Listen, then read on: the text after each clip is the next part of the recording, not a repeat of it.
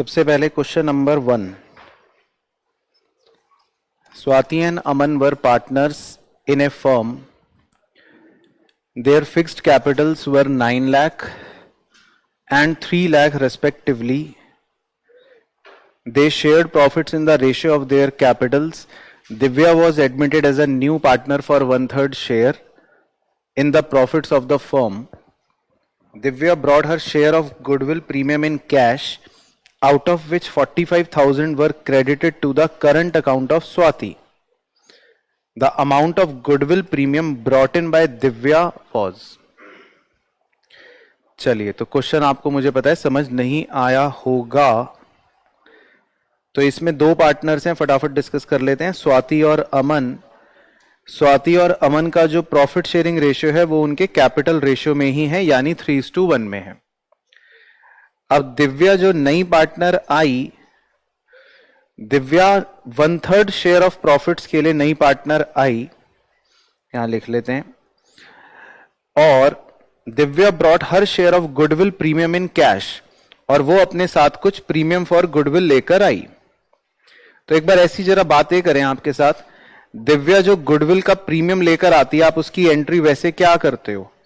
Cash account debit, जो भी वो प्रीमियम लाया या लाई, हाँ लाई, और वो प्रीमियम फॉर गुडविल आप किसको दे देते हो? ओल्ड पार्टनर्स को, स्वाति और अमन को, सैक्रिफाइसिंग रेशियो में. और कुछ ना बोले क्वेश्चन तो सैक्रिफाइसिंग रेशियो ओल्ड रेशियो ही होता है, जो कि 3:1 है. तो अब ये लिखा है कि Divya brought her share of premium in cash, out of which 45,000 were credited to the current account of Swati. वो ये बता रहे हैं कि जी स्वाति को हमने 45,000 रुपए क्रेडिट करे हैं, ये गिवन है. तो वो ये पूछ रहा है the amount of goodwill premium brought in by Divya was. तो ये आपको निकालना है कि वो कितना प्रीमियम फॉर गुडविल लेकर आई है, ये फिगर निकालनी है. सवाल समझ आ गया कि क्या फिगर निकालनी है? आपको ये निकालना है कि दिव्या अपने साथ कितना प्रीमियम फॉर गुडविल लाई, ये निकालना है. ठीक है, क्वेश्चन क्लियर सब बच्चों को? तो अब बताओ कि कितना लाई? 60,000 लाई. तो लिख दूं फिर 60, बिना किसी मतभेद के, या किसी को कोई डाउट है तो बता दो. 60 कह रहे हैं? सही है, 60,000 सही है, क्योंकि स्वाति का शेयर जो है वो 3:1 के हिसाब से कितना रहा होगा? 3/4 रहा होगा. 3/4 रहा होगा. तो अगर स्वाति को 3/4 शेयर के लिए 45,000 मिल रहे हैं, तो इसका मतलब ए को यानी कि अमन को 15,000 मिल रहे होंगे, तभी वो रेशियो 3:1 बन रहा होगा. तो 45 अगर उसको मिले, 15 उसको मिले, तो इसका मतलब टोटल पीएफजी कितना रहा होगा? 60,000 रहा होगा. तो बस क्वेश्चन ने ये पूछा कि वो कितना प्रीमियम फॉर गुडविल लाई, तो वो 60,000 का प्रीमियम फॉर गुडविल लाई. Option number C. ठीक है,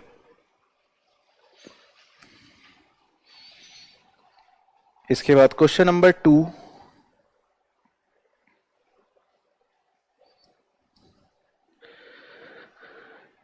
AB and C are partners with profit sharing ratio 4:3:2. B retires and the goodwill was valued at 2,88,000. If A and C share profits in 5:3, find out the goodwill shared by A and C in the favor of B.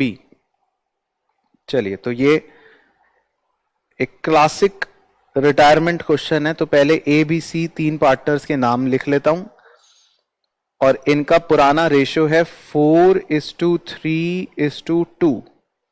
B retire हो गया तो उस पर गोला लगा लेते हैं. अब ए और सी लिखा है कि नए पार्टनर्स जो ए और सी हैं, उनका रेशियो नया दे रखा है 5:3. तो क्या आप ये निकाल सकते हो कि ए और सी कितना कितना गेन कर रहे हैं? 9 8 72, 8 चौक 32, 9 पंजे 45. तो इसका मतलब ए जो है वो तो गेन कर रहा है -13/72. और सी बताओ देव कितना गेन कर रहा है? -11 गेन कर रहा है, तो इसका मतलब गेनिंग रेशियो क्या हो गया? 13:11। तो ए और सी का गेनिंग रेशियो हो गया 13:11। पहले इतना क्लियर। अब गुडविल जो दे रखी है फर्म की, वो दे रखी है 2,88,000। तो बी का शेयर निकाल सकते हो क्या आप? बी का शेयर कितना बनेगा गुडविल में? 2,88,000 इंटू 3/9,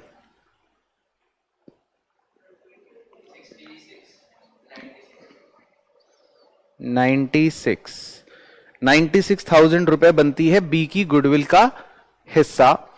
और बी की गुडविल का ये हिस्सा कौन दोनों शेयर करेंगे? ए और सी। और किस रेशियो में शेयर करेंगे? 13:11 में।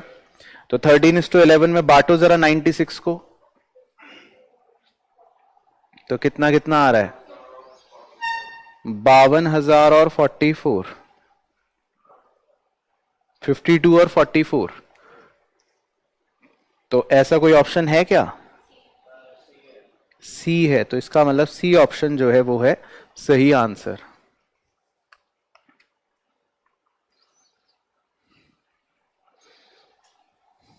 ठीक है, क्लियर? इसमें कोई डाउट तो नहीं है किसी बच्चे को? इसके बाद क्वेश्चन नंबर 3। क्वेश्चन नंबर 3 में ऑड वन आउट बताओ। Interest on partner capital, rent to partner, interest on partner drawing, salary to partner. क्या बात है पीयूष, तुम इतने होशियार कैसे हो गए? मुझे तो बड़ा डर लग रहा है। तुम्हारे दोस्त पीछे रह जाएंगे, तुम आगे निकल गए। चलो इसके बाद एक और बता दो। चलो question 4। Which of the following is not incorporated in the partnership act? Profit sharing ratio equally होगा, no interest is allowed on capital होगा, all loans are allowed at interest 6% per annum होगा, और drawings are to be charged interest, सारी drawings को interest मिलेगा। D, क्योंकि ऐसा कहीं भी नहीं लिखा कि सारी ड्राइंग्स को इंटरेस्ट मिलेगा, तो ये तो गलत है, ये तो कहीं एक्ट में नहीं लिखा। उसके बाद चलो क्वेश्चन 7। 5 और 6 आपका होमवर्क है जो आप करोगे नहीं। Rupa limited forfeited 500 shares of ₹100 each, fully called up, on which 30,000 रुपए has been paid. Full stop. 400 of these shares were reissued for ₹34,000. What is the net balance in share forfeiture account? Oh God.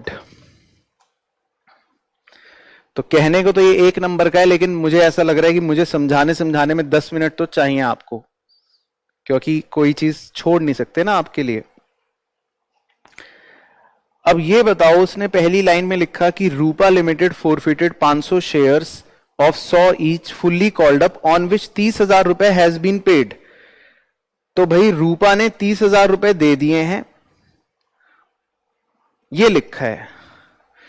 उसने 30,000 रुपए दे दिए हैं, ये लिखा है। और रूपा के पास 500 शेयर्स हैं।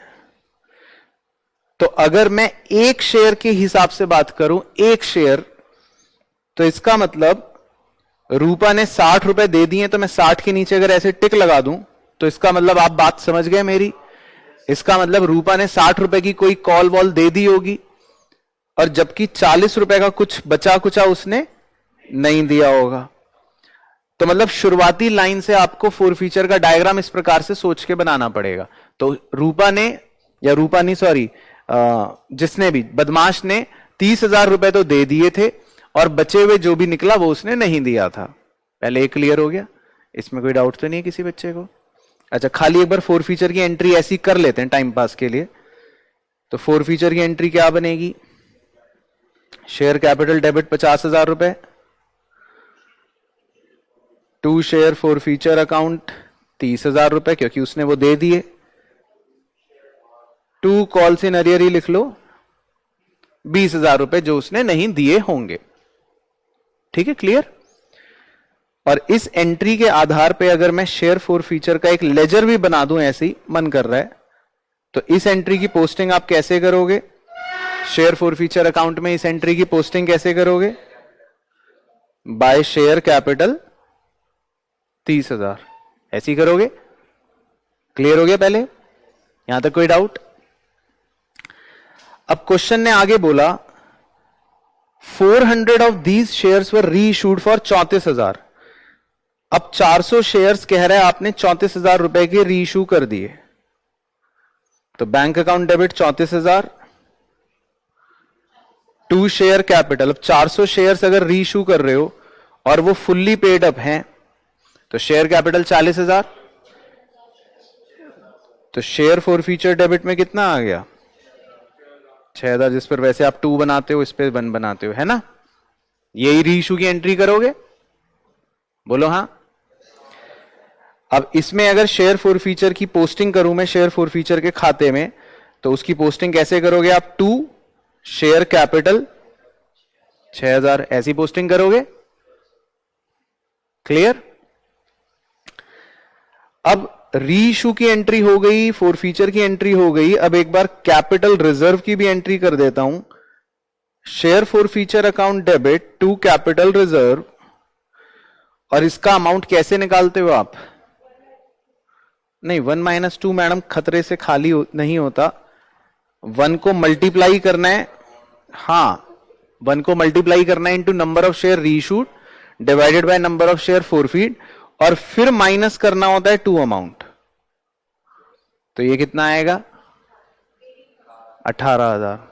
ओके, तो share forfeiture account debit 18,000 to capital reserve 18,000, तो ये कितना आ जाएगा इस एंट्री में? 18,000। पहले इतना क्लियर है? चेपने का समय आप बाद में भी निकाल सकते हो, पहले ये बताओ कि आपको समझ आ रहा है। अब इस एंट्री की पोस्टिंग शेयर फोर फीचर खाते में कैसे करोगे? टू कैपिटल रिजर्व ऐसी करोगे, टू कैपिटल रिजर्व 18,000, ठीक है, ऐसी करोगे। यहां तक क्लियर? तीनों एंट्रियां क्लियर, फोर फीचर की, रीइशू की और कैपिटल रिजर्व की। यहां तक तो किसी को डाउट नहीं है? अब शेयर फोर फीचर खाता अगर आपको टोटल करना हो तो क्या आएगा? इधर तो 30,000 और इधर 6 और 18 तो 24 ही बन रहा है, तो कितना बैलेंस बच रहा है?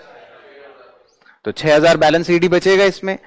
तो सवाल आपसे यह पूछ रहा था कि बताओ शेयर फोर फीचर अकाउंट में क्या बैलेंस बचेगा, तो क्या आंसर होगा? 6,000।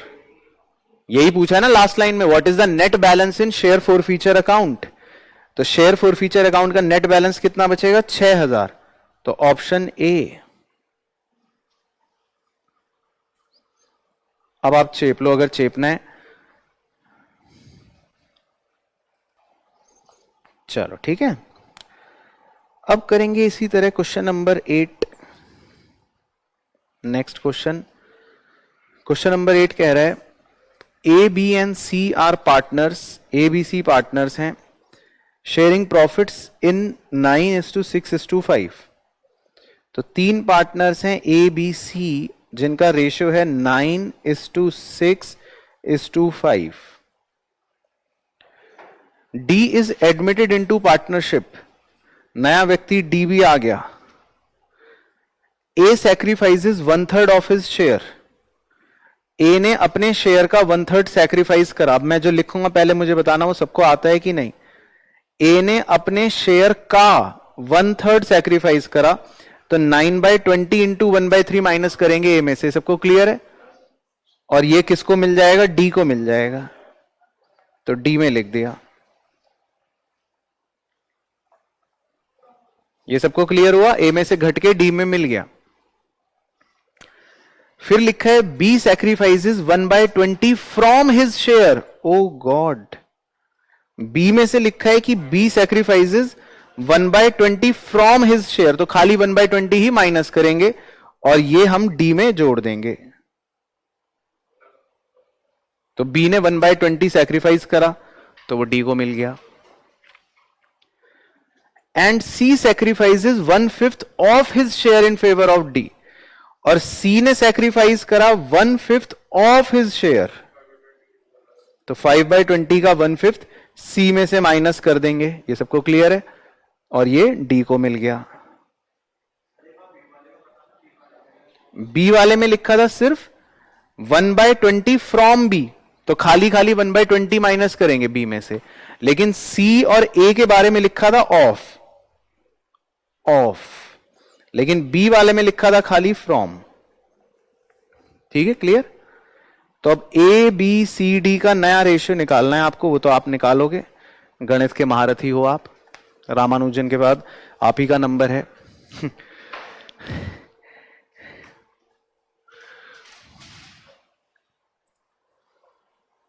6/80,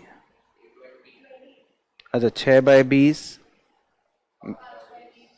5/20, 4/20, 5/20। चलो तो मजे आ गए, तो है ना पीयूष, बिना दिमाग लगाए आंसर पता चल गया। 6:5:4:5, तो 6:5:4:5 कौन सा ऑप्शन? 6:5:4:5, D option. तो option number D is correct. 6:5:4:5। Clear सबको?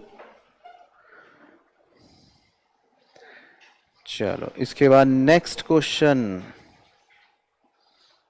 क्वेश्चन, नंबर है 10, 9 आपका homework. On dissolution of A firm, debtors 40,000 were shown in balance sheet. ठीक है, कह रहे डिसोल्यूशन के टाइम पर एक फर्म की बैलेंस शीट में डेटर्स थे 40,000 के। Out of this 5,000 became bad. अब जिनमें से कह रहा है, अब वो बाद में कह रहा है इसमें से 5,000 तो बैड हो गए, तो 5,000 बैड हो गए तो कितने बच गए? 35 बच गए। ठीक है, फिर कह रहा है 1 debtor became insolvent and 70% were recovered from him out of 10,000। कह रहा है एक डेटर था 10,000 का, लेकिन वो इंसॉल्वेंट हो गया और उसकी प्रॉपर्टी से मात्र 70% ही रिकवर हो पाया। तो कितने रुपए रिकवर हुए? वेरी गुड, 7,000 रुपए इसका मतलब रिकवर हुए उससे। और फिर लिखा है 80% was recovered from the balance debtors. कह रहा है बचे हुए डेटर्स में से अब बचे कितने? 25।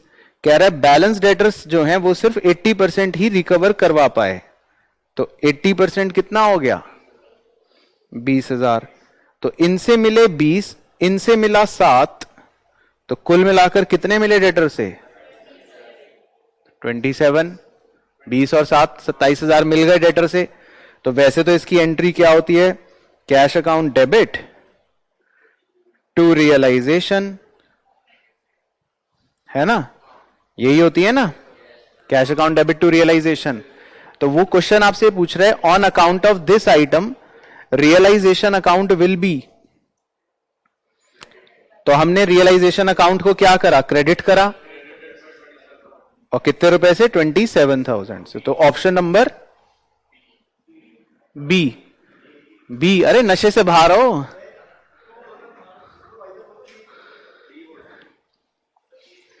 B for Bombay. चलो उसके बाद क्वेश्चन नंबर 11 आपका होमवर्क है। Partner Sushil withdrew equal amount at the end of each quarter from the firm. ठीक है, interest on drawings charged from him for the year ended 31 March 2019 at the rate of 10% per annum was 9,000। ठीक है, the total amount of drawings was. Interest on drawing का formula याद है राजीव भाई? बताओ interest on drawings का formula क्या था? नहीं सर, कुछ भी याद नहीं है। इंटरेस्ट ऑन ड्राइंग का फॉर्मूला था total drawings into rate upon 100 into average period upon 12। नहीं, वो तो इंटरेस्ट ऑन लोन होता है। अब उसने इंटरेस्ट ऑन ड्राइंग आपको दे रखी है 9,000, ठीक है। टोटल ड्राइंग दे नहीं रखी, इसको क्या ले लोगे? एक्स। रेट कितना दे रखा है? 10%। अब ये बताओ राजीव भाई कि अगर कोई व्यक्ति हर क्वार्टर के अंत में ड्राइंग करता है, ये लिखा है ना, ही withdrew equal amount at the end of each quarter, तो एवरेज पीरियड क्या होता है? हर क्वार्टर के एंड में ड्राइंग करता है। बताओ जी शीलू मैडम, एवरेज पीरियड 4.5। हाँ 9/2। इतना दिमाग कहां लगाओगे तुम 9/2? तो इसलिए याद होने चाहिए एवरेज पीरियड। तो एंड ऑफ क्वार्टर में वो एवरेज पीरियड होता है 4.5। तो इस गणित को सॉल्व करके एक्स निकालना है आपको। कितना आएगा? कितना? 2,40,000। हाँ तो मेरा भी यही आ रहा है। तो इसका मतलब टोटल ड्राइंग्स हो गई 2,40,000। कोई ऐसा ऑप्शन है क्या? सी। तो इसका मतलब सी इज द करेक्ट ऑप्शन।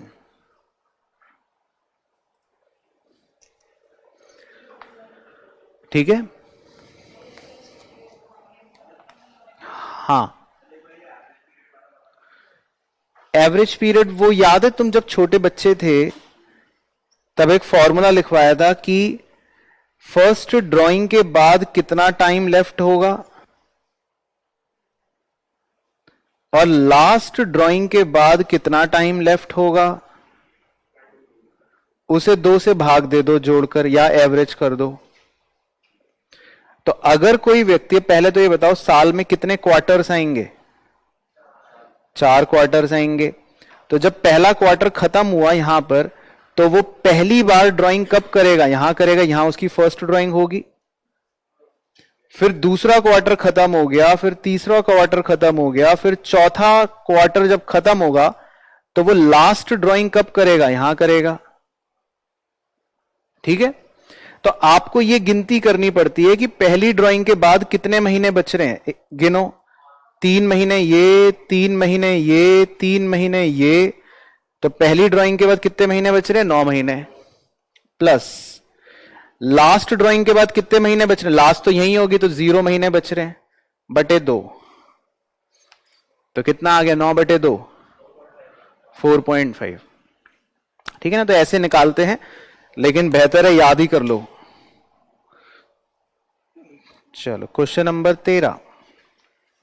ये देख रहे हैं 1-1 नंबर के क्वेश्चन। अभी तक आपके वैसे 0 नंबर आते अगर मैं ना करवाता।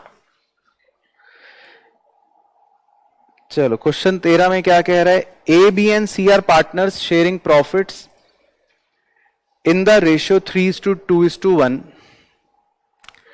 सी share of profit for the year ended 31 March 2020 amounts to 50,000 रुपए। ठीक है। तो कह रहा है भाई 3 पार्टनर्स हैं, 3 पार्टनर्स का प्रॉफिट शेयरिंग रेशियो है 3:2:1 और सी के शेयर का प्रॉफिट जो एंड में आ रहा है वो 50,000 है। तो अब राजीव तुम्हें दिमाग लगाना है और ये बताओ कि बी का क्या होगा शेयर ऑफ प्रॉफिट। भाई अगर ए बी और सी का आपस में रेशियो 3, 2 और 1 का है, 3 रोटियां ए को मिलती हैं, 2 बी को और 1 सी को, और ए को अगर 50,000 रोटियां मिली हैं तो बी को कितनी मिली होंगी? 1 लाख। और ए को? Very good. तो बताओ कुल मिलाकर प्रॉफिट कितना होगा? Very good. ठीक है। फिर आगे लिखा है interest allowed on partners capital is 1,50,000। कह रहे हैं हमने पार्टनर्स को 1,50,000 का इंटरेस्ट ऑन कैपिटल दिया है। उसके बाद A is allowed a salary of 5,000 per month. बताओ पीयूष, ए की सैलरी 5,000 पर मंथ का मतलब क्या? 60,000, इसका मतलब पूरे वर्ष की। Interest charged on partners drawings. कह रहे हैं हमने पार्टनर्स की ड्रॉइंग्स पर इंटरेस्ट भी चार्ज करा है 2,000 रुपए का। अच्छा, बस ठीक है। तो कह रहा है what was the net profit of the firm before any appropriation. कह रहा है पार्टनर्स का नेट प्रॉफिट बताओ क्या था। अच्छा, कर भी लिया आंसर? कैसे करा? डेबिट साइड का टोटल कर लिया 5,10, तो -2 कर दिया, तो बैलेंसिंग फिगर कितनी बच गई? 5,08,000। तो ऐसा कोई ऑप्शन है क्या? ए। तो इसका मतलब A option is the correct option. ठीक है, चलो। तो ये तो थे 1 नंबरी क्वेश्चन, आसान वाले, जो कोई भी कर लेगा आपको छोड़ के। अब हम आगे बढ़ेंगे, अब हम करेंगे 3 नंबरी क्वेश्चन, और पहले हम करेंगे क्वेश्चन नंबर 14 का सेकंड पार्ट, मतलब चॉइस वाला दूसरा।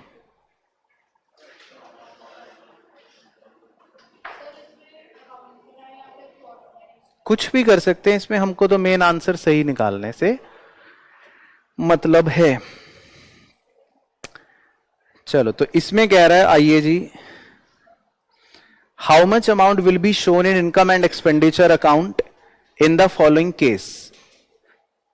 तो आपको ओपनिंग फिगर दे रखी है, क्लोजिंग फिगर दे रखी है, क्रेडिटर फॉर मेडिसिन दे रखे हैं, स्टॉक ऑफ मेडिसिन दे रखे हैं, और नीचे लिखा है medicine purchase during the year was 2 lakh. चलो, तो सब बच्चे मेरे साथ बनाओ स्टॉक अकाउंट।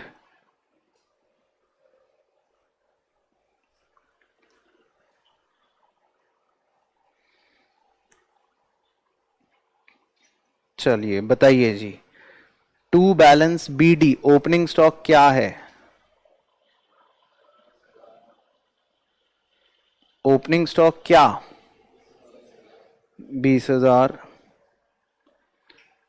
उसके बाद by balance CD closing stock क्या? 25,000। उसके बाद उसने लिखा है कि मेडिसिन परचेज करी 2 लाख की, तो टू परचेज, परचेज कितनी? 2 लाख। तो टोटल आ गया 220, 220, 220 में से 25 माइनस करो तो क्या बैलेंस बचा? 195। तो ये हो गया आपका by income and expenditure account. ये है आपका answer. This is the consumed part which we will debit in income and expenditure account. तो वो यही पूछ रहा है कि आप कितना amount income and expenditure account में शो करेंगे। तो हम 1,95,000 रुपए इनकम एंड एक्सपेंडिचर अकाउंट में शो करेंगे। ठीक है मैडम? ठीक है।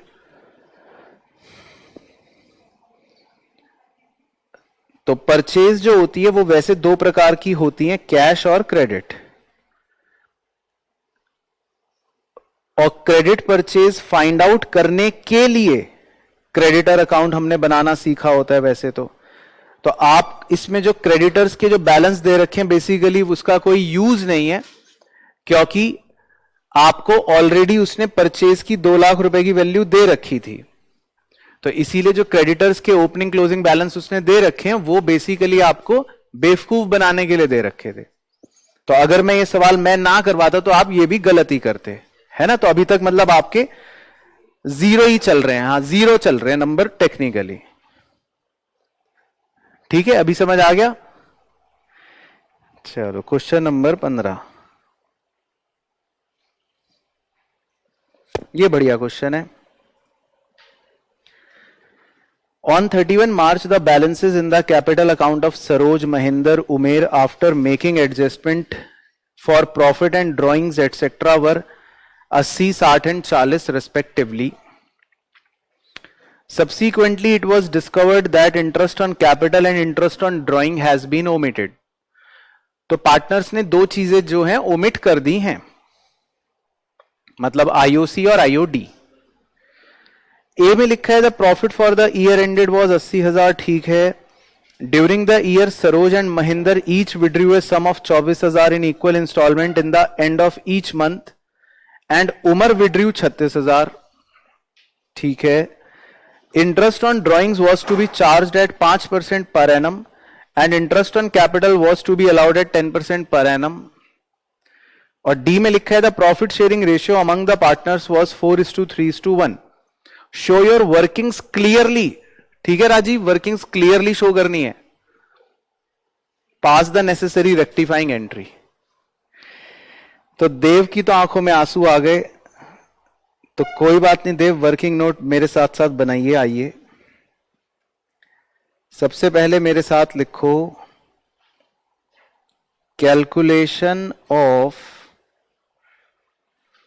ओपनिंग कैपिटल, ऐसी हेडिंग बनाइए।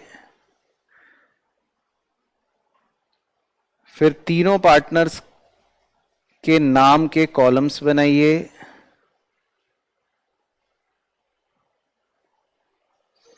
कौन है पार्टनर्स? सरोज, महेंद्र और उमर।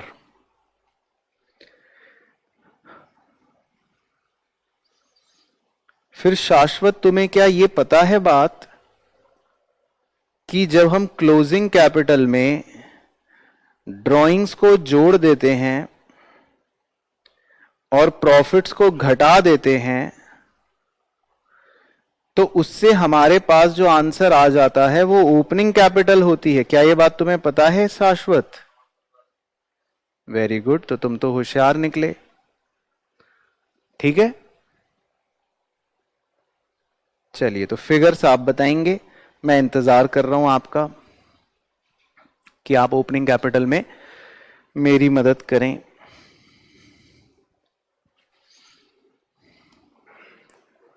तो क्लोजिंग कैपिटल कितनी लिखूं? 80,000, 60,000 और 40,000। फिर प्लस ड्राइंग्स कितनी लिखूं? 24, 24, 36। फिर प्रॉफिट कितना माइनस करूं? 40, 30, 10। तो ओपनिंग कैपिटल क्या आई?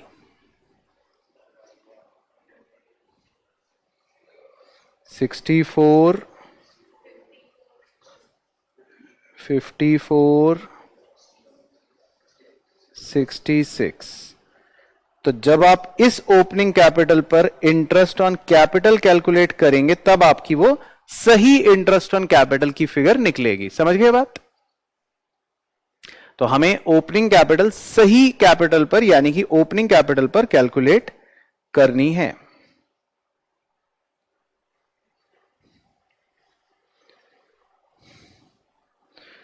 तो एडजस्टमेंट टेबल बनाइए जी।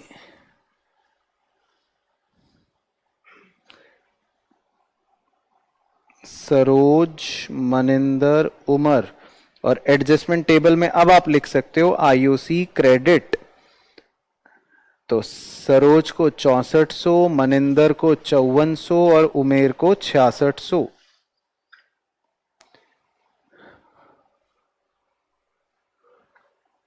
ठीक है, तो पहले यहां तक मुझे बताना, यहां तक सब बच्चों को क्लियर है? लास्ट में सबको क्लियर है? कोई डाउट तो नहीं है?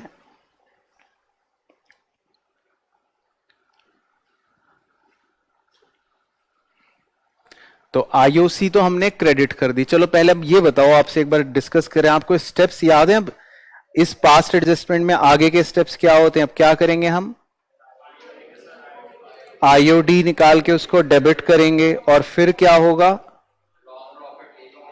भगवान कृष्ण वाला रूल लगाना पड़ेगा, मतलब दोनों जो भी कम ज्यादा होंगे उसके हिसाब से डेबिट करना पड़ेगा या क्रेडिट करना पड़ेगा प्रॉफिट शेयरिंग रेशियो में। तो आईओडी निकालिए आप, मैं इंतजार कर रहा हूं।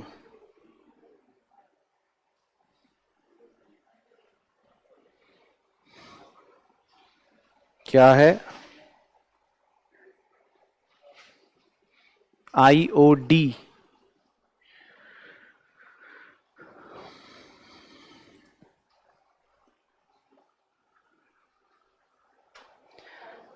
तो भाई सरोज ने तो 24,000 रुपए निकाले हैं पूरे वर्ष हर महीने के अंत में। तो 24,000 इंटू 5/100 इंटू 5.5/12, क्योंकि eight the end of the month में एवरेज पीरियड 5.5 होएगा। तो एक बार बताओ क्या आ रहा है? 1100, 550, 550। तो मनिंदर का भी 550 ही आएगा। और उमेर ने 36,000 रुपए विड्रॉ करे हैं, ये बस लिखा है। तो 36,000 इंटू 5/100 इंटू 6/12 तो आएगा 900। तो उमेर की आईओडी आएगी 900। ठीक है,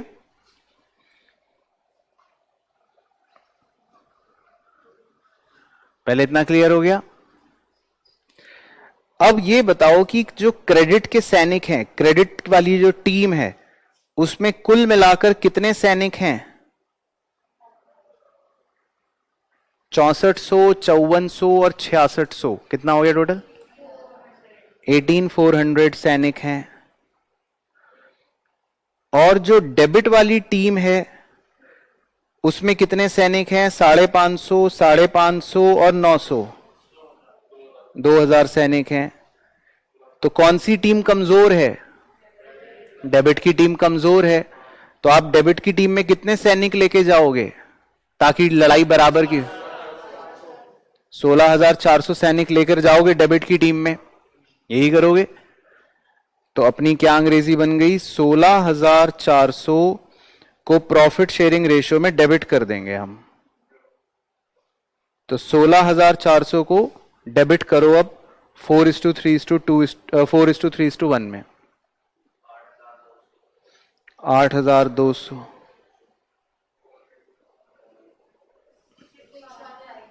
6,150, 2050। ठीक है, बस अब आप फाइनल नेट इफेक्ट निकालिए, मैं इंतजार कर रहा हूं आपके आंसरों का। तो सबको पहले स्टेप क्लियर हो गए, याद आ गया?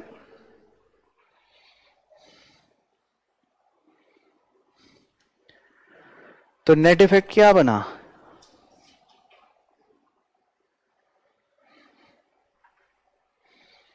$6400 - 550 - 8200, तो 2350 डेबिट,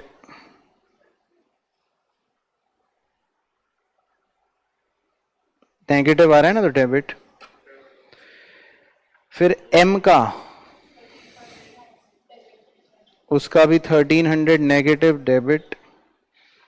और यू का 3650 पॉजिटिव, तो क्रेडिट। तो जर्नल एंट्री सबसे ऊपर टॉप पे लिखेंगे एज आंसर। तो S debit 2350, M debit 1300, to Umer 3650। तो ये है हमारी सिंगल एडजस्टमेंट एंट्री, मतलब answer.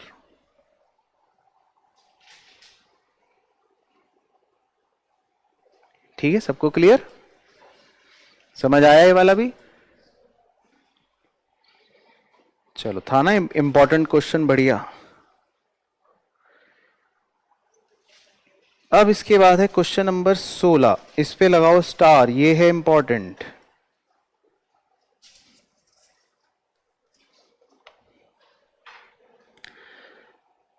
A, B and C were partners in a firm sharing profits in the ratio of 2:2:1। तो बच्चों तीन पार्टनर्स हैं ए बी और सी जिनका प्रॉफिट शेयरिंग रेशियो है 2:2:1। They admitted D for 1/6 share in the profits. The new profit sharing ratio will be 13:8:4:5। तो नया partner D admit हो गया और उसके होने पर अब नया प्रॉफिट शेयरिंग रेशियो क्या हो गया बदलकर 13:8:4:5। बाप रे बाप, तो क्या बन रहा है ये 13:8:4:5 रेस्पेक्टिवली। तो ए बी और सी में क्या क्या सैक्रिफाइस या क्या क्या गेन हुआ ये आप बताएंगे जब तक मैं आगे की कहानी पढ़ लूं।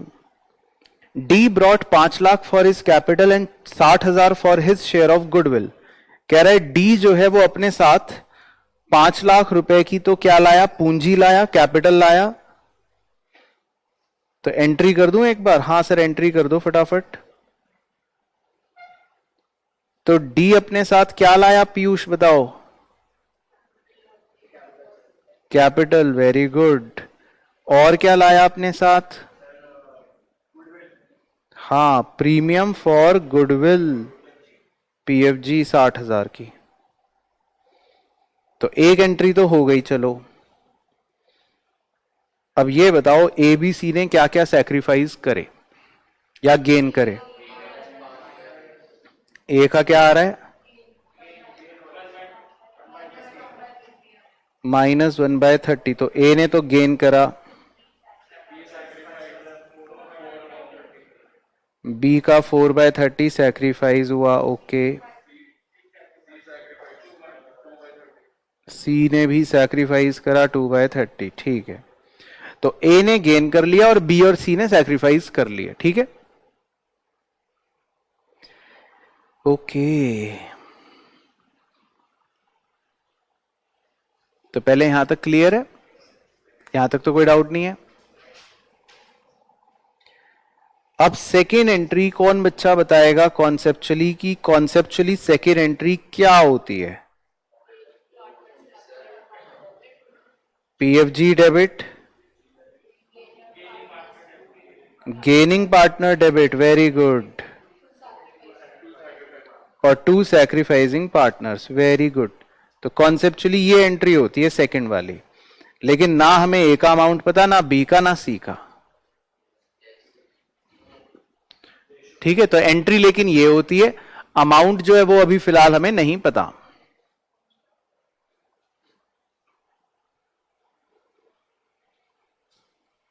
पहले यहां तक सब बच्चों को क्लियर? यहां तक तो कोई डाउट नहीं है। तो अमाउंट कैसे निकालेंगे? Very good. तो यही स्टेप याद होना चाहिए सबको। आपको पहले गुडविल निकालनी पड़ेगी फर्म की। गुडविल कैसे निकालोगे फर्म की? पीएफजी को मल्टीप्लाई करोगे रेसिप्रोकल ऑफ नए पार्टनर के शेयर से। समझ गए मैंने क्या बोला? पीएफजी को मल्टीप्लाई करोगे नए पार्टनर के शेयर से, तो फिर इससे हमारी गुडविल आ जाएगी 3,60,000। तो पहले आपको क्या निकालना पड़ेगा? Goodwill of the firm. ये क्लियर हो गया? फिर इस गुडविल ऑफ द फर्म को 3,60,000 को आप 1/30 से मल्टीप्लाई कर दोगे तो ए का आंसर आ जाएगा, 4/30 से मल्टीप्लाई कर दोगे तो बी का आंसर आ जाएगा, 2/30 से मल्टीप्लाई कर दोगे तो सी का आंसर आ जाएगा। समझ आ गई बात? तो सब बच्चों को क्लियर? तो मल्टीप्लाई कर करके बताओ क्या आएगा। तो ए का क्या आएगा 12, बी का 48 और सी का 24। तो ये बन गई आपकी सेकेंड एंट्री। तो ये क्वेश्चन इंपॉर्टेंट था, इस तरह का क्वेश्चन एग्जाम में पूछ सकता है।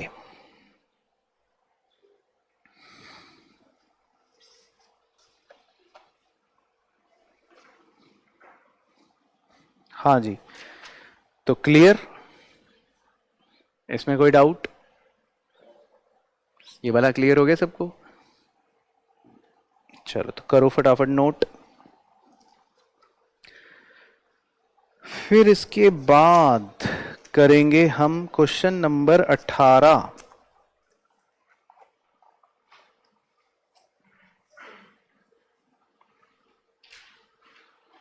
क्या वो आंखों से पानी क्यों आ रहा है? ये लो क्वेश्चन नंबर 18।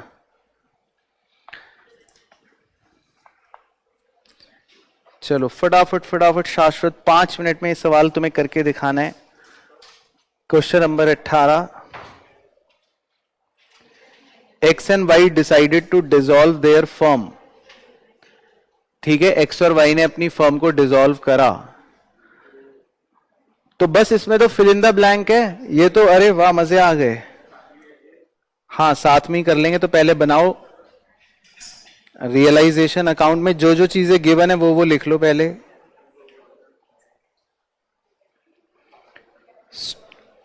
लिखो फटाफट फटाफट। Stock 3 lakh, debtors 2.5 lakh, investment 60,000,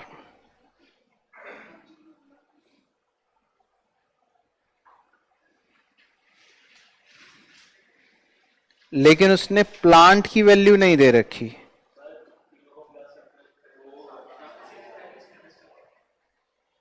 तो तीनों को प्लस करके 7 में से माइनस कर दोगे तो क्या आ रहा है? ठीक है, तो प्लांट आ गया 90 का। ओके, उसके बाद उसने बैंक के आगे कुछ नहीं दे रखा, बैंक के आगे भी कुछ नहीं दे रखा, तो छोड़ दो। उसके बाद क्रेडिटर्स 410, एक्स कैपिटल कुछ नहीं दे रखा। उसके बाद बैंक में स्टॉक 180, डेटर 150 और प्लांट 40, लेकिन बाहर कुछ नहीं दे रखा। तो प्लस करके क्या आ गया? 470।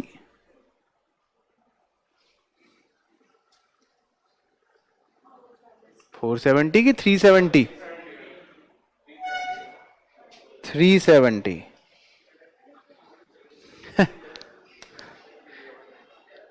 फिर उसके बाद बाय लॉस में भी कुछ नहीं दे रखा, एक्स और वाई दोनों के आगे खाली खाली ही छोड़ रखा है, और खाता हो गया बंद।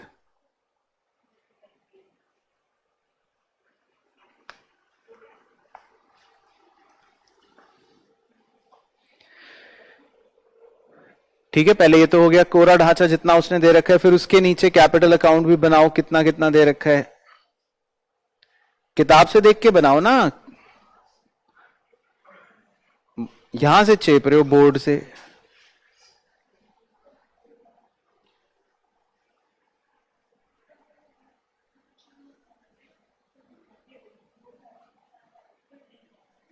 चलो अब ये बताओ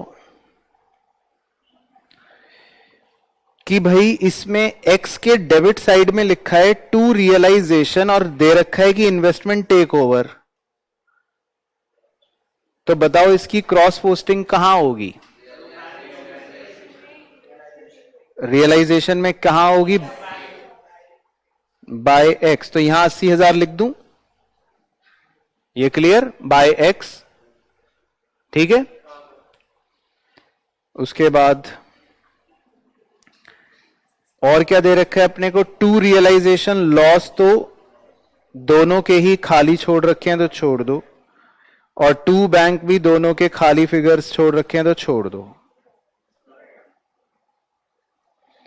और बाय बैलेंस बीडी भी दोनों के खाली फिगर छोड़ रखे हैं तो छोड़ दो, और जनरल रिजर्व दे रखा है 40 और 20।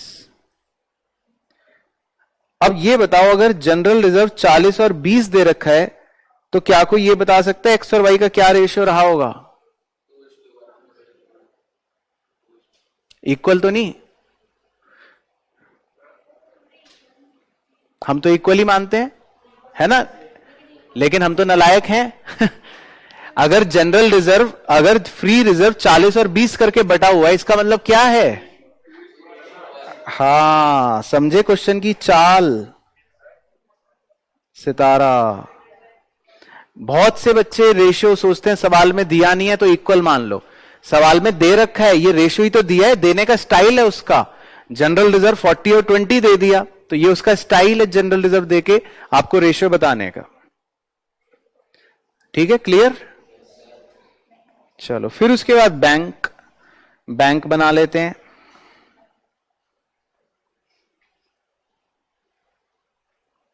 तो बैंक में क्या क्या दे रखा है?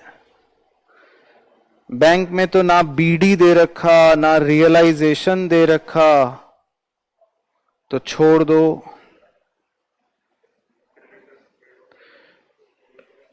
और रियलाइजेशन के क्रेडिटर्स पेड ऑफ दे रखे हैं, मजे आ गए। तो इसकी क्रॉस पोस्टिंग कहां करोगे? हाँ, रियलाइजेशन में करेंगे 3,88,000। तो एक बार रियलाइजेशन में बैंक के आगे 3,88,000 लिख लेते हैं, क्रेडिटर्स पेड ऑफ। ये क्लियर हो गया सब बच्चों को? और क्या दे रखा है बैंक में? रियलाइजेशन एक्सपेंसेस तो दे ही नहीं रखे, छोड़ दो। एक्स कैपिटल दे ही नहीं रखी, छोड़ दो। वाई कैपिटल दे रखी है, अरे मजे आ गए बच्चों। तो इसकी क्रॉस पोस्टिंग कहां करोगे? वो नशे में है देखो तुम्हारा दोस्त, वाई कैपिटल दे रखे तो कहां करोगे इसकी पोस्टिंग? हाँ, वाई के कैपिटल अकाउंट में। तो वाई के कैपिटल अकाउंट में डेबिट साइड में लिख लो 1,10,000।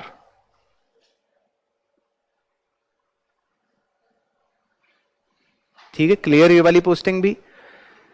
तो ये उन्होंने दे रखा है सीधा सीधा, मतलब जितनी बातें हमको वहां से पता चली ये गिवन थी। ठीक है, पहले यहां तक कोई डाउट किसी बच्चे को? चलिए जी, ठीक है। तो अब क्या करें, अब आगे हम क्या कर सकते? एक बार रियलाइजेशन का टोटल हमें दे रखा है बच्चों 11 लाख, वो लिख लें। रियलाइजेशन का टोटल दे रखा है 11 लाख, वो लिख लेते हैं।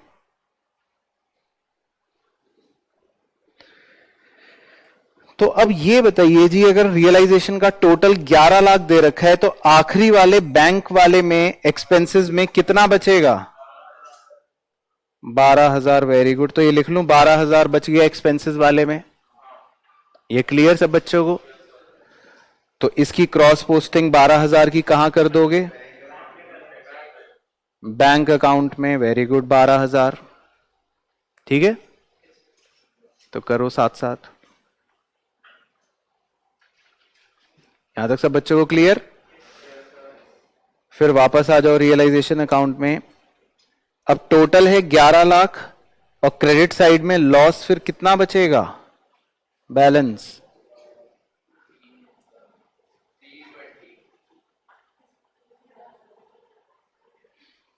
करो, माइनस करो। 11 लाख में से 410 माइनस, 80 माइनस और 370 माइनस।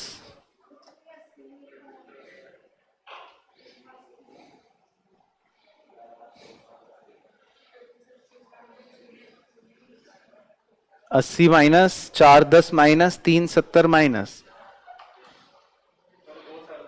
240। तो लॉस में लिखो जी 240। तो क्लियर हो गया सब बच्चों को? राजीव भाई क्लियर? तो एक्स और वाई में बराबर बराबर बांट दें। तो कैसे? वेरी गुड, 160 और 80।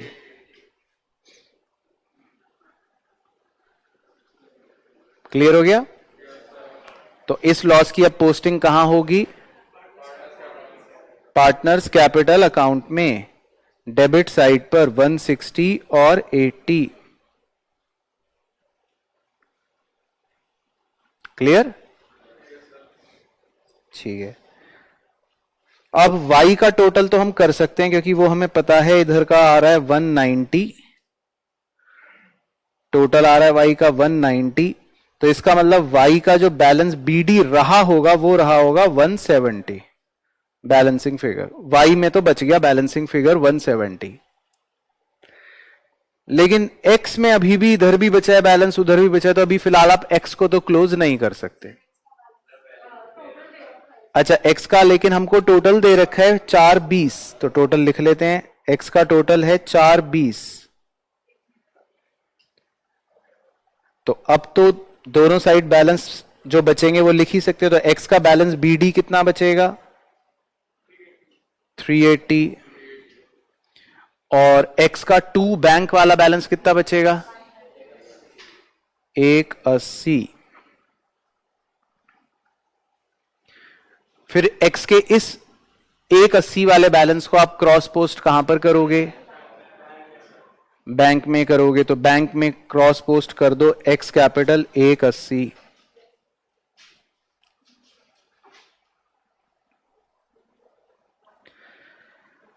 उसके बाद जो रियलाइजेशन एसेट रियलाइज्ड हैं वो तो हमें दे ही रखे थे, 370, वो लिख लो।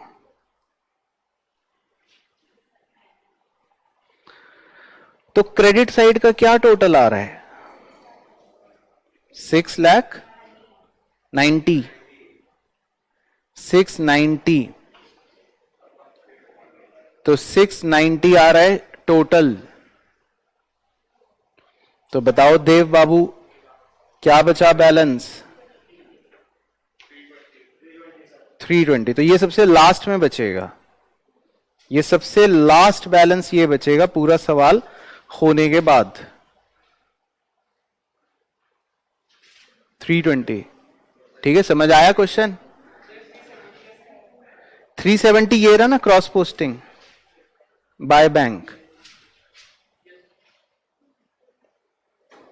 तो ये रहा एसेट रियलाइज 370। ठीक है, क्लियर? देखते रहो, अभी तो आंसू निकलेंगे। क्वेश्चन नंबर 19 इसमें, जिसमें राजीव है चैंप।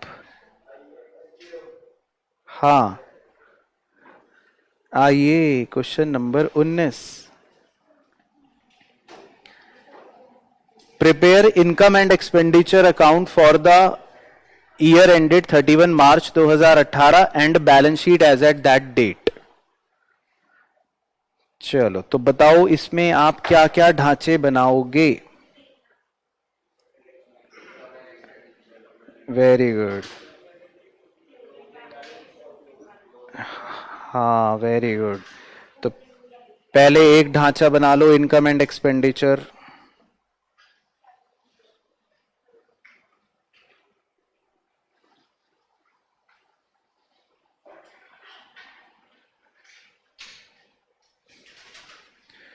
उसके बाद दूसरा ढांचा क्लोजिंग बैलेंस शीट, ये तो सॉल्यूशन में मांगी गई हैं।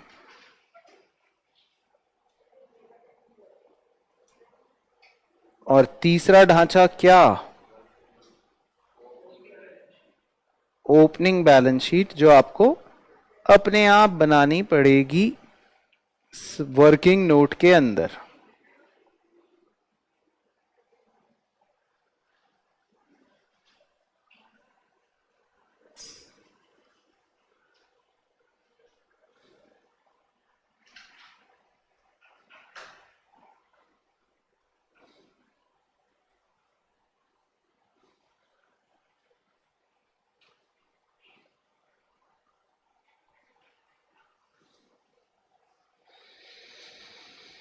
तो सवाल एक बार पढ़ लेते हैं पहले आपके साथ, पहले आप ढांचे बना लो।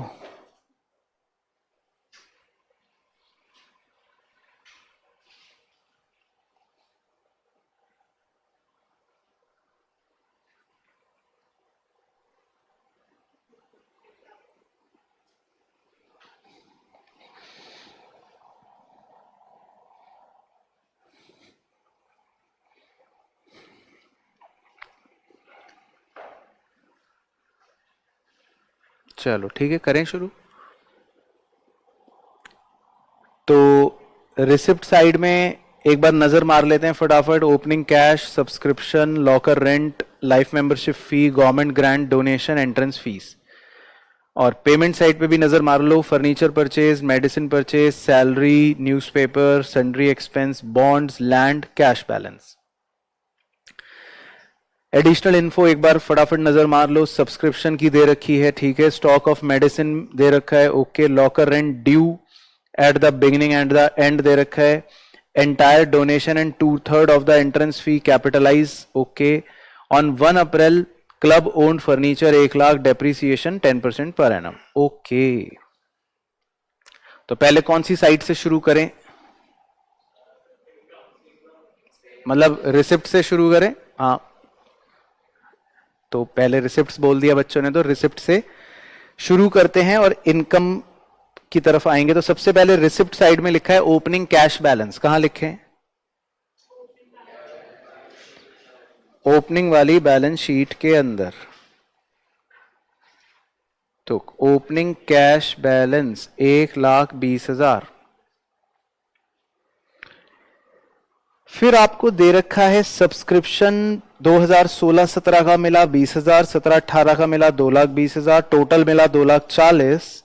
और पॉइंट नंबर 1 में दे रखा है subscription in arrear for the current year were 25,000 and subscription received in advance for the future year वर 6,000। चलो, तो आइए जी पहले इनकम साइड पर लिखें सब्सक्रिप्शन। क्या था फॉर्मूला? पहले आप टोटल सब्सक्रिप्शन रिसीव्ड लिख लो 2,40,000 प्लस आउटस्टैंडिंग एट एंड कर दो 25 माइनस एडवांस एट एंड कर दो 6 और माइनस आउटस्टैंडिंग एट बिगनिंग कर दो 20।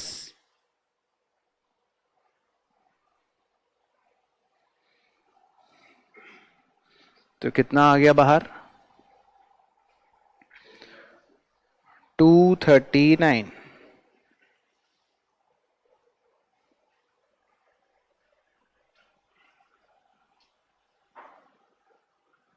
ठीक है, क्लियर हो गया जी। ये तीनों वैल्यूज सबको दिख गई, कहां से उठाई हैं? बस खत्म या इनका कुछ और भी करना है? बैलेंस शीट में पोस्टिंग। तो पहले एंड वाला सब्सक्रिप्शन एडवांस एंड वाली लायबिलिटी में लिख लो, एंड वाला सब्सक्रिप्शन आउटस्टैंडिंग एंड वाले एसेट में लिख लो, और बताओ देव बाबू।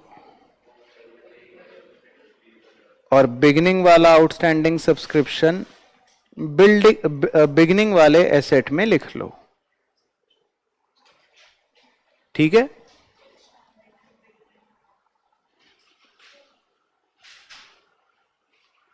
क्लियर हो गया? चलो, इसके बाद लॉकर रेंट। लॉकर रेंट को कहां लिखना है?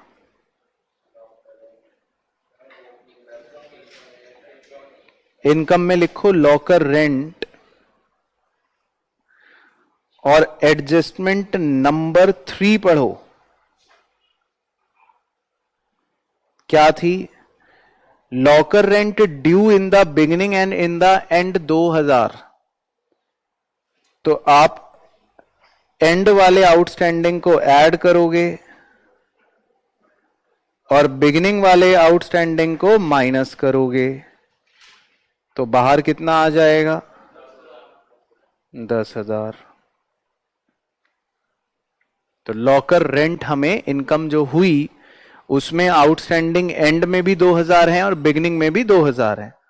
तो इन दोनों 2,000 को कहां कहां लिखना है? बैलेंस शीट में।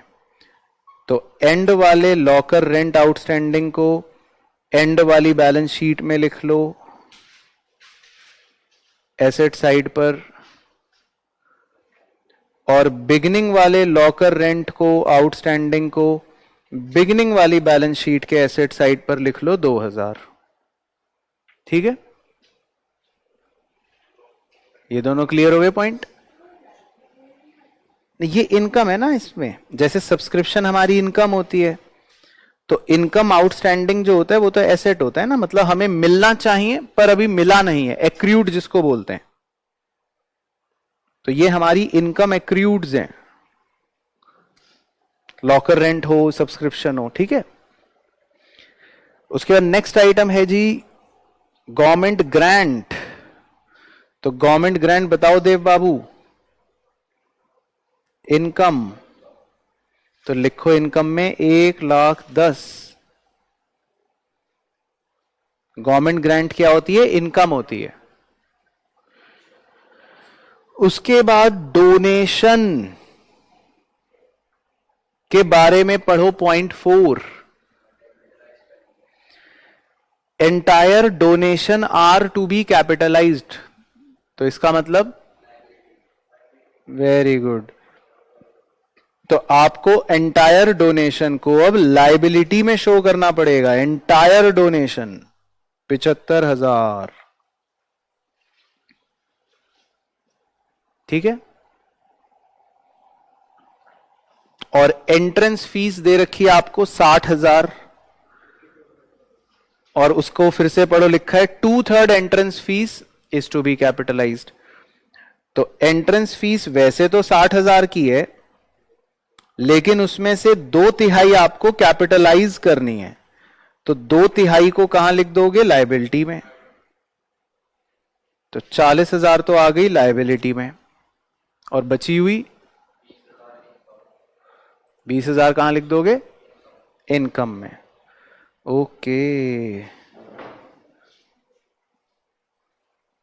तो एंट्रेंस फीस तो 20,000 लिख दी इनकम में। पहले यहां तक सबको समझ आ गया? यहां तक अब रिसिप्ट साइड पूरी कंप्लीट हो गई, उसमें तो कोई डाउट नहीं है। अच्छा, लाइफ मेंबरशिप फीस एक आइटम ये भी था। तो लाइफ मेंबरशिप फीस कहां लिखते हैं हम? लायबिलिटी, क्योंकि ये तो सीधी सीधी कैपिटल रिसिप्ट है। हाँ, तो इसको भी लायबिलिटी में लिख लो, लाइफ मेंबरशिप फीस।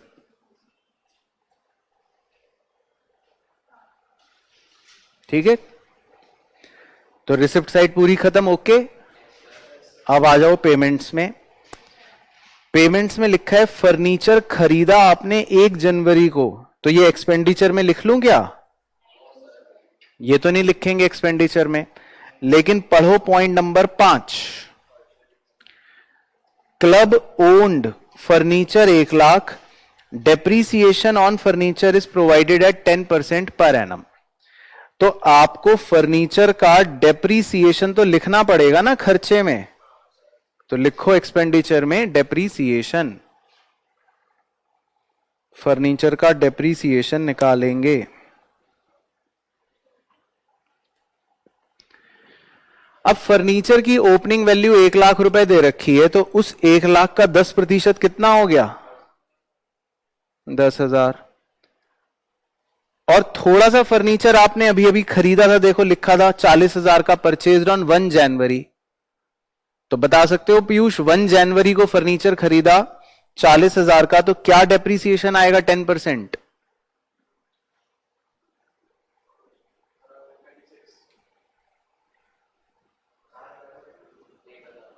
1,000। 1,000 कितने महीने का निकालना है आपको? 3 मंथ्स का, जनवरी फरवरी मार्च। तो कितना आएगा डेप्रीसिएशन? 1,000। तो कुल मिलाकर फर्नीचर का डेप्रीसिएशन हो गया 11,000। ये सब बच्चों को पॉइंट क्लियर है? अच्छा, अब इसकी कंप्लीट पोस्टिंग कर लेते हैं। तो पहले तो ओपनिंग बैलेंस शीट में लिख लो फर्नीचर एसेट साइड में 1,00,000। ओपनिंग बैलेंस शीट में फर्नीचर 1,00,000। फिर क्लोजिंग बैलेंस शीट में फर्नीचर आप बताओगे कि अब कितने रुपए का है। सर ये तो बहुत मुश्किल हो गया, क्योंकि 1,00,000 का तो पहले से था, 40,000 का और खरीदा, और 11,000 का सर डेप्रीशिएट हो गया। तो अब कितना बच गया फर्नीचर? 129। ठीक है, तो क्लोजिंग बैलेंस शीट में फर्नीचर आ गया 129। ठीक है जी। अब नेक्स्ट आइटम पे आ जाओ। मेडिसिन परचेज्ड, और पॉइंट नंबर या एडजस्टमेंट नंबर 2 पढ़ें। Stock of medicine in the beginning 1200 और इन द एंड 2100। तो अभी थोड़ी देर पहले हमने एक क्वेश्चन भी ऐसा करा था 3 नंबर का, उसमें कंज्यूम्ड पार्ट निकाला था मेडिसिन का। तो आओ एक्सपेंडिचर में लिखो मेडिसिन कंज्यूम्ड,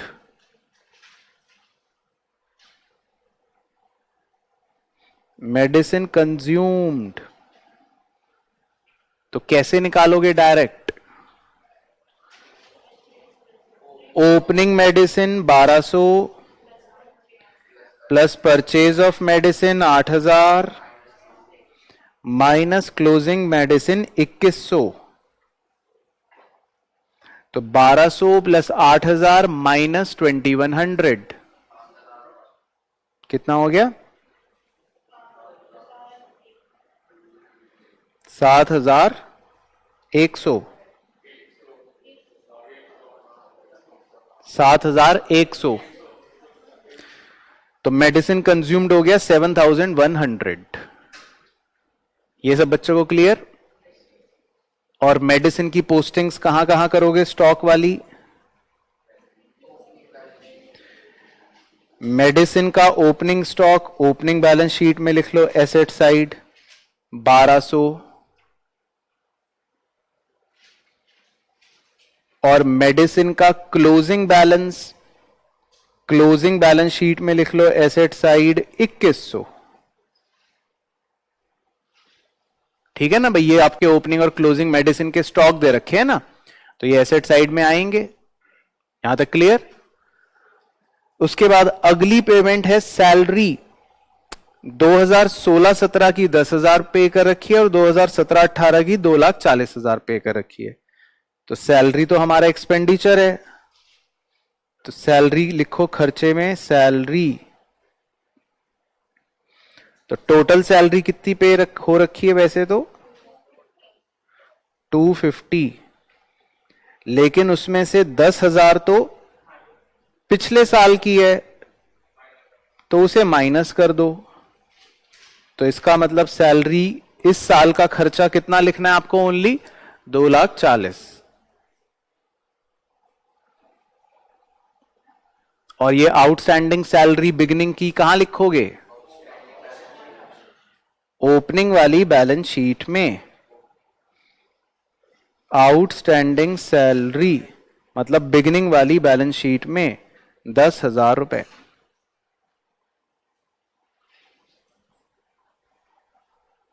क्लियर? उसके बाद नेक्स्ट पेमेंट है न्यूज़पेपर। तो न्यूज़पेपर क्या है? खर्चा। तो बस डायरेक्टली लिख लो न्यूज़पेपर 7,000। उसके बाद नेक्स्ट डिफेंस बॉन्ड्स के सन्ड्री एक्सपेंसेस, वो भी खर्चा 10,000। उसके बाद डिफेंस बॉन्ड्स, वो भी खर्चा। देव कह रहा है हाँ वो भी खर्चा।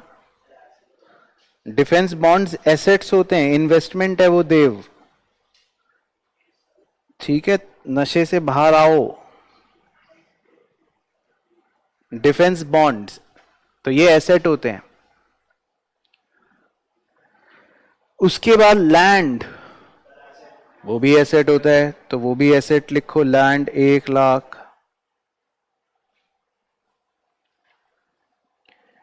उसके बाद closing cash balance, closing balance sheet में वो भी एसेट होता है, तो वो भी यहीं लिख लो, कैश बैलेंस 32,000। तो बताइए बच्चों, किसी भी पोस्टिंग में किसी को डाउट तो नहीं है? सारे आइटम्स की पोस्टिंग सबको क्लियर हो गई? उसके नीचे एडजस्टमेंट 1 खत्म, 2 खत्म, 3 खत्म, 4 5 सारी खत्म। तो मतलब पूरा सवाल पोस्ट कर लिया हमने। चलो, तो अब पहले ओपनिंग बैलेंस शीट का टोटल बताइए क्या आ रहा है एसेट साइड।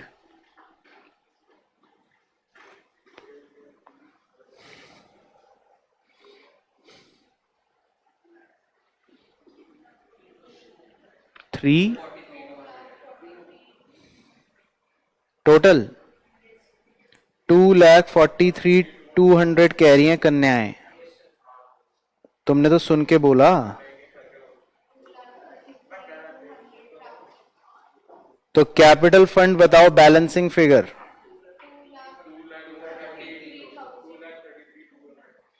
2,33,200। तो ओपनिंग कैपिटल फंड आ गया 2,33,200 बच्चों के हिसाब से। तो अब इस कैपिटल फंड को क्लोजिंग बैलेंस शीट में भी लिख लेते हैं।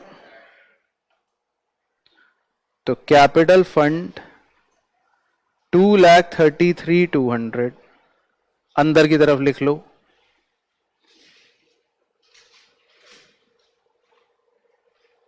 ठीक है, क्लियर? अब इनकम एंड एक्सपेंडिचर का टोटल बताइए जी, कि डेबिट साइड ज्यादा आ रही है कि क्रेडिट साइड ज्यादा आ रही है?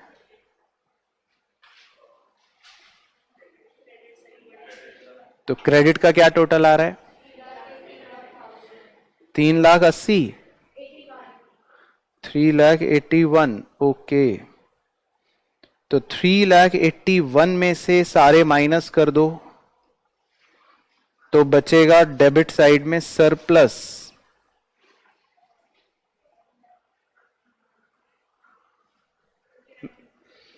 क्या बैलेंस बच रहे हैं? 1,59,000। अच्छा, 1,59,000। तो 1,05,900 ऐसा बच्चे बता रहे हैं। तो अब ये सरप्लस का पारस बाबू क्या करेंगे? बैलेंस शीट में जाएंगे और कैपिटल फंड में ऐड कर देंगे 1,05,900। तो कितना आ जाएगा बाहर? 3,39,100। अब अगर दोनों साइड टैली नहीं करी तो आपकी गलती, और अगर टैली कर गई तो इसका मतलब मैंने सही करवाया है।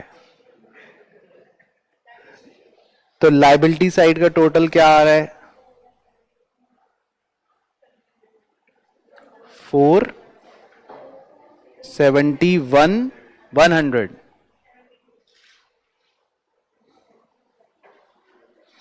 472,100। तो शीलू मैडम कह रही हैं तो लिख रहे हैं 472,100। और एसेट साइड का भी तो करो, लास्ट में तो 100 तो आ रहा है।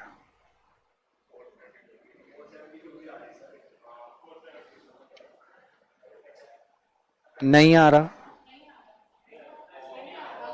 कहां आ रहा है? तो ये इसका तो ये तो आपने फिर कुछ गलत करवाया है।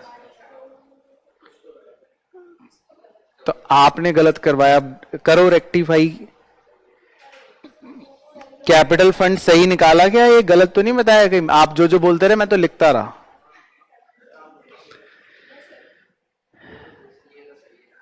ये सही है। किस में टोटलिंग गलत है?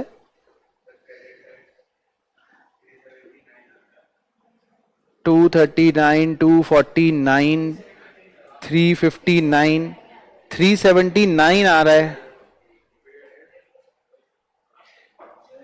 तो सरप्लस बताओ।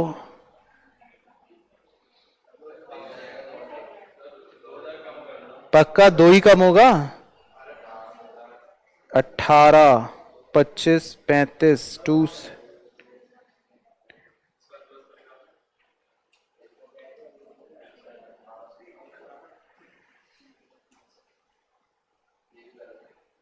वो तो हो गई 1,03,900।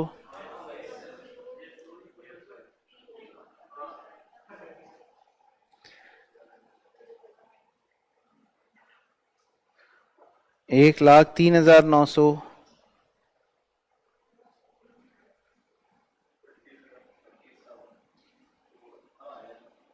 $4,70,100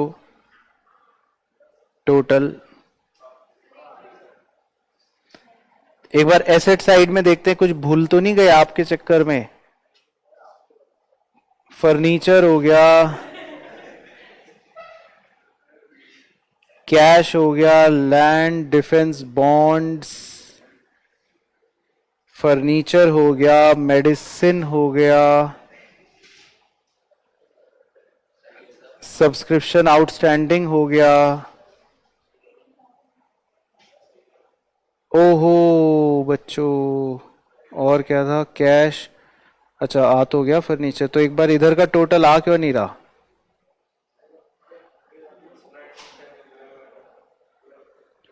एक बार इधर का टोटल दोबारा करो एसेट साइड का।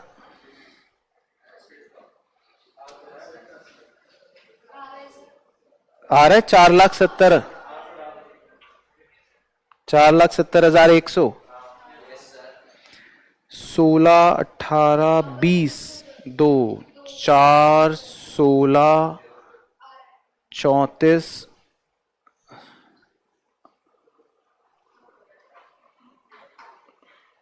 280, 380।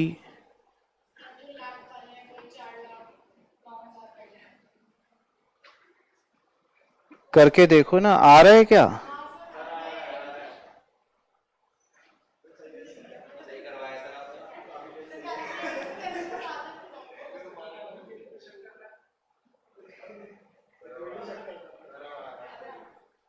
हाँ आ गया भाई, आ गया, सही है। तो इसका मतलब मैंने सही करवाया। आपने 2,000 का झोल आपने करा था।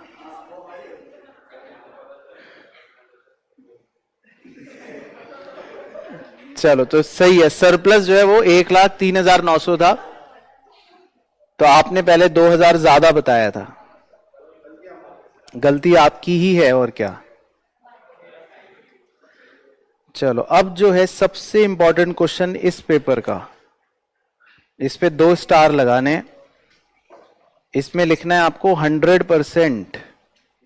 100% का मतलब ये आएगा, ये हमें नहीं पता। हमें, हाँ हमें करके 100% जाना है। एग्जाम में क्या आएगा क्या नहीं वो किसे पता। On 1 July 2019 x limited purchased A machinery for 10,80,000 from Z limited and the payment was made by issuing 8% debentures of ₹500 each at a discount of 10%। चलो बस कट, आगे नहीं पढ़ेंगे।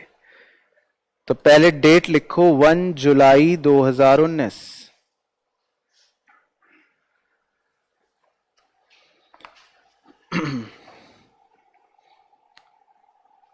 तो हमने जेड लिमिटेड से मशीन परचेज करी। कौन बच्चा एंट्री बताएगा? ठीक है, तो लिखो एंट्री मशीनरी अकाउंट डेबिट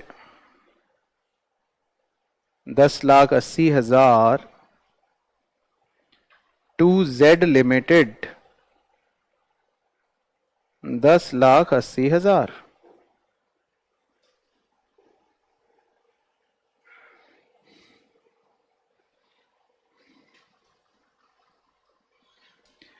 फिर लिखा है जेड लिमिटेड को पेमेंट करी गई, the payment was made by issuing 8% debenture of 500 रुपए each eight a discount of 10%। तो कह रहा है हमने जेड लिमिटेड को पेमेंट कर दी है, लेकिन वो पेमेंट हमने पैसे देकर नहीं करी, वो पेमेंट हमने डिबेंचरों को डिस्काउंट पर इशू करके करी है। और एक डिबेंचर हमारा कितने रुपए का है? 500 रुपए का है, जिस पर हमने 10% की छूट दी है। तो अगर आप 500 रुपए पर 10% की छूट दे रहे हो तो कितने रुपए हो गया? 10% मतलब 50 रुपए। 10% मतलब 50 रुपए की छूट दे रहे हो, तो इशू प्राइस कितना हुआ? Very good. तो क्या आप ये बता सकते हो कि हम जेड लिमिटेड को कितने डिबेंचर्स इशू कर रहे हैं? क्या आप ये बता सकते हो? बताओ कितने डिबेंचर्स इशू कर रहे हो? 450 का पहाड़ा याद है?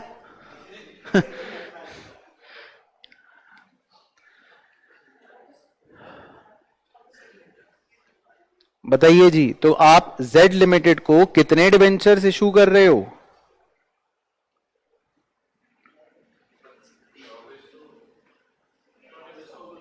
₹2400 कैसे आया?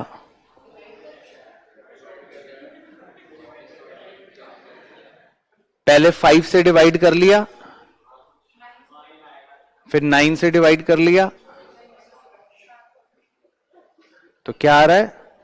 2400। तो हमने जेड लिमिटेड को 2400 डिबेंचर्स इशू करे। सॉरी, क्लियर हो गया? तो अब 2400 डिबेंचर इंटू 500 रुपए तो है फेस वैल्यू, तो कितने रुपए बन गए? नालायक, ये है देखो 12 लाख, ये है फुल नशे में अभी, तो ये बन गए 12 लाख रुपए। और 2400 इंटू 50 रुपए अगर करोगे, डिस्काउंट निकालोगे तो 1,20,000। तो ये है आपका डिस्काउंट, इतने रुपए का आपने डिस्काउंट ऑन इशू दिया। तो पहले ये एंट्री सब बच्चों को क्लियर है? जितने भी नालायक हैं उन्हें क्लियर है? शाश्वत बोलो हां। Very good. राजीव, ठीक है, सबको क्लियर है? चलो अब आगे की स्टोरी पढ़ो। On the same date, Piyush same दिन, उसी दिन 1 जुलाई को ही, on the same date it also issued ₹5 lakh 8% debentures as collateral security to state bank of India. तो उसने 5 लाख रुपए के डिबेंचर स्टेट बैंक को कोलेटरल सिक्योरिटी के तौर पर इशू करे। तो बताओ क्या होती है एंट्री? हाल देखो अपने, डिबेंचर लिखो entry, suspense account debit to 8% debenture account. ये भूल गए क्या? कोलेटरल सिक्योरिटी में सिखाया था। एक ही तो एंट्री होती है बस, जब कंपनी डिबेंचर्स को कोलेटरल सिक्योरिटी में इशू करती है तो debenture suspense account debit to 8% debenture account. उसके बाद आगे पढ़ो। The company closes its books on 31 March every year. Company अपनी किताबें 31 मार्च को बंद करती है पीयूष, हर साल। Interest on debenture is payable on 30 September and 31 March every year. Interest देती भी है कंपनी 30 सितंबर और 31 मार्च को हर वर्ष। The rate of tax deducted at source is 10%। अरे वो पीछे बेहोश हो गया, उसको उठाओ। टीडीएस का रेट 10% है, ये भी दे रखा है 10%। टीडीएस मतलब क्या? Tax deducted at source. अब क्वेश्चन कह रहा है जी, pass necessary journal entries for the year ended 31 March 2020। तो ये आप 6 नंबर एग्जाम में मुझे पता है छोड़ के आते, अगर मैं ना करवाऊं तो। चलो अब मेरे साथ साथ लिखो। हाँ अभी तक तो जीरो ही है, आज तो पेपर जीरो ही चल रहा है। आज का पेपर बहुत ही इंपॉर्टेंट पेपर था। चलो मेरे साथ लिखो अब अगली जर्नल एंट्री 30 सितंबर। इंटरेस्ट की 3 एंट्रियां लिखनी है बिल्कुल रॉकेट की स्पीड से। Debenture interest account debit to debenture holder account to TDS payable account.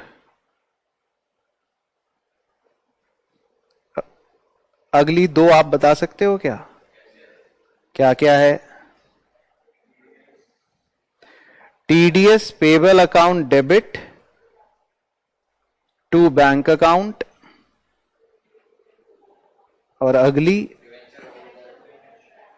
Debenture holder account debit to bank account. तो 30 सितंबर को कंपनी ब्याज देगी, इंटरेस्ट देगी, तो मुंशी जी आप इंटरेस्ट की एंट्री डालोगे कि नहीं? शाश्वत भाई कल को तुम मुंशी बनोगे कंपनी में, तो इंटरेस्ट की एंट्री करोगे कि नहीं 30 सितंबर को? चलो अब अमाउंट निकालो, निकालो। छोटे मुंशी हो तुम, छोटा मुंशी अमाउंट निकालेगा।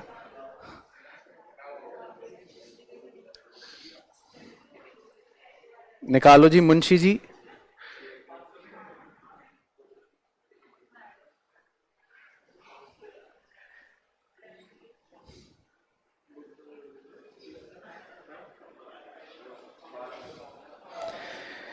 निकालो जी मुंशी जी। हाँ हाँ निकालो निकालो।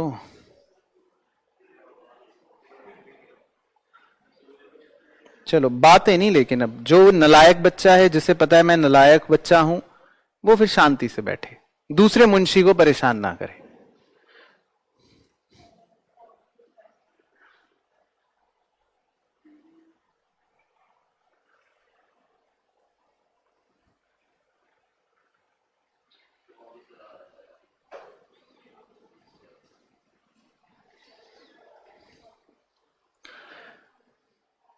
हाँ जी चलो हार मान ली।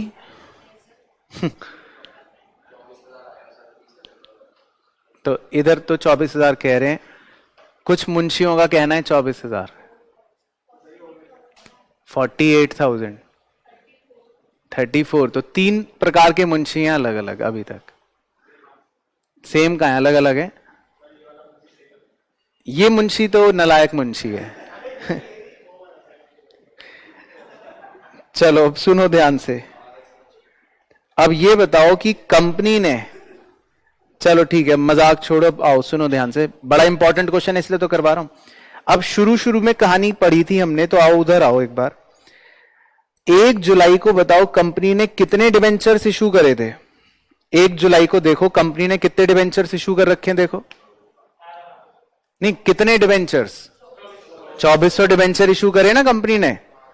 तो 1 मिनट के लिए यहां लिख रहा हूं, कंपनी ने 2400 डिबेंचर्स इशू करे। पहले इतना लिखा तो सबको क्लियर। फिर एक डिबेंचर की फेस वैल्यू कितने रुपए है? 500 रुपए है। तो जब भी हम डिबेंचर इंटरेस्ट निकालने की बात करते हैं, तो पहले आप पूरे फेस वैल्यू को मल्टीप्लाई करके ये निकाल लो कि कितने रुपए है फेस वैल्यू। तो कितने रुपए है फेस वैल्यू? 12 लाख रुपए है फेस वैल्यू। ठीक है, यहां तक हो गई बात क्लियर। अब कितने परसेंट वाले डिबेंचर्स थे ये? 8% डिबेंचर। हर जगह देखो एंट्री के अंदर यही इस्तेमाल हो रहा है, 8% डिबेंचर, 8% डिबेंचर। तो इसका मतलब इनका इंटरेस्ट कितना है? 8% पर एनम। अब तो आप मुंशी बड़े समझदार मुंशी हो सभी बच्चे।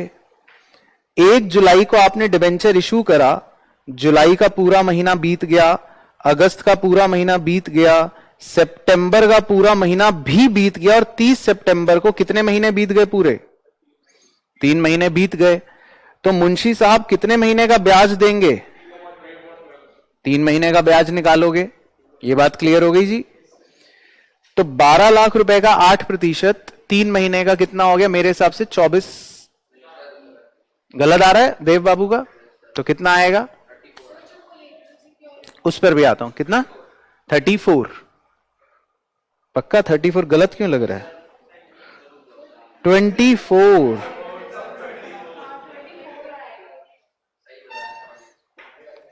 ये होता है ज्यादा नशे करने का नतीजा। तो 24,000 रुपए जो है वो आपका इंटरेस्ट है अभी 30 सितंबर तक का। पहले इतनी मेरी बात क्लियर हो गई? अच्छा, अब ध्यान से सुने सभी छात्र छात्राएं। उधर बैठी एक कन्या ने यह भी कहा कि सर हमने सेम डेट पर 5 लाख रुपए के कोलेटरल सिक्योरिटी में भी तो डिबेंचर्स इशू करे थे। भाई ये भी तो था, देखो सेम डेट लिखी थी ना कहानी, हमने सेम डेट पे कितने रुपए के डिबेंचर्स इशू कर रखे हैं? 5 लाख रुपए के डिबेंचर्स इशू कर रखे हैं एज कोलेटरल सिक्योरिटी। लेकिन आपको तो कॉन्सेप्ट याद नहीं होगा, रजिस्टर में बड़ा बड़ा लिखवाया था, उसमें नोट लिखवा रखा है कि कोलेटरल सिक्योरिटी में जब भी डिबेंचर्स इशू होते हैं उन पर कभी भी इंटरेस्ट नहीं दिया जाता, उन पर कभी भी बैंक कंपनी इंटरेस्ट नहीं देती। तो कोलेटरल सिक्योरिटी वाले डिबेंचरों पर इंटरेस्ट नहीं देना। बात समझ आ गई? जिनका डाउट था उन्हें समझ आएगी, बाकी तो वैसे भी इग्नोरेंस में जी रहे थे तो उनके लिए तो बात वैसे भी बराबर है। तो 24,000 रुपए का हमारा इंटरेस्ट आ गया। पहले यहां तक सबको क्लियर? अब ये बताओ क्या पूरे के पूरे 24,000 मैं दे दूं डिबेंचर होल्डर को? 10%? हाँ 10% तो टीडीएस लगेगा, सरकार काट लेगी कि भाई 10% तो हमें दे दो 2400।